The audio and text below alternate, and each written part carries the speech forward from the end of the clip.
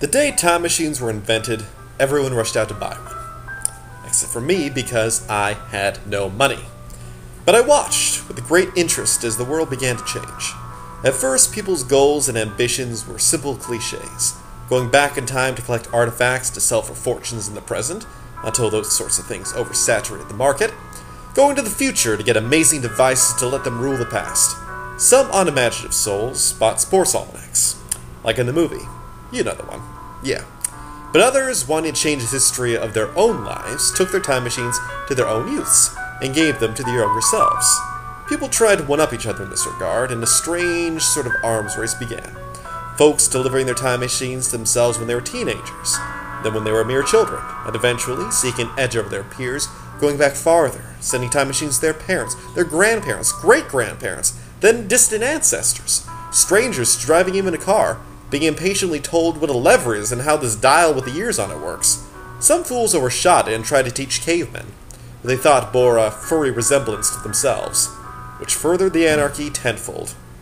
That's saying nothing of those who poked and prodded the birth of the universe and the forming of the earth, and coughed into the primordial soup. And now the world is strange, and everyone's lives change every few minutes, sometimes up to an hour, but history is an antiquated notion.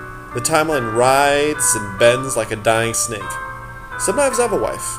Sometimes I am a wife. But usually I have a wife. Sometimes she's tall and blonde, sometimes she's short and brunette. I always love her, but only until my life is again altered.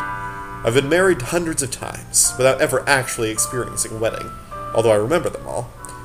And once I was married to a reindeer, which was startling until I looked out my window and saw that, for that one moment, so was everyone else.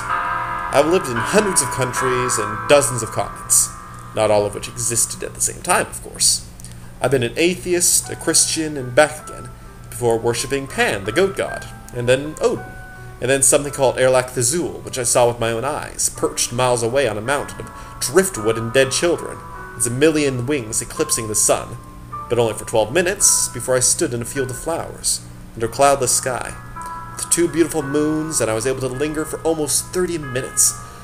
30 beautiful minutes before the robots ruled the earth, for less than 30 seconds. Then I was back in a normal enough world where America and Russia and China existed, and I felt at home, until a great monster like a giant hairless ape with the head of a Tyrannosaurus snatched me up and swallowed me whole.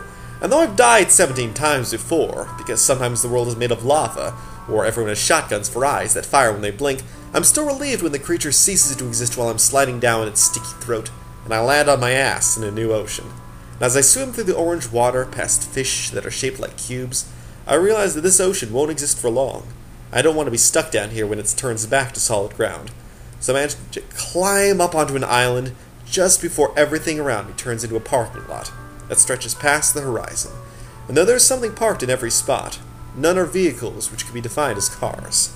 I look to my left and see one of those giant cracks in reality which have been showing up lately, golden light pouring through it, from whatever is on the other side. I've heard that anyone who gets too close to those cracks is seized by a violent seizure, as angel wings gorily erupt from their backs, and free of their host control, the wings flap powerfully and angrily, beating against the sky, and lift the person upwards, higher and higher, beyond sight, all the way up to... I don't know. Lacking anything else to do, I walk towards the crack. And it stays consistent, always there, in just the same spot. As my skin, my clothes, my height, my gender, and my world changes. Sometimes I'm walking alone. Sometimes with my spouse, which might be a wife, a husband, one of each, a pet rock with a wedding ring lodged in it. Sometimes I have a whole family. Sometimes I have a cult following me, the Great Prophet. And sometimes I even cease to exist, briefly, like a narcoleptic. But a few changes of scenery later, I'm always right back in mid-step, going towards my destination. And it feels good. I must say, it feels good to be going somewhere that isn't gone when you get there.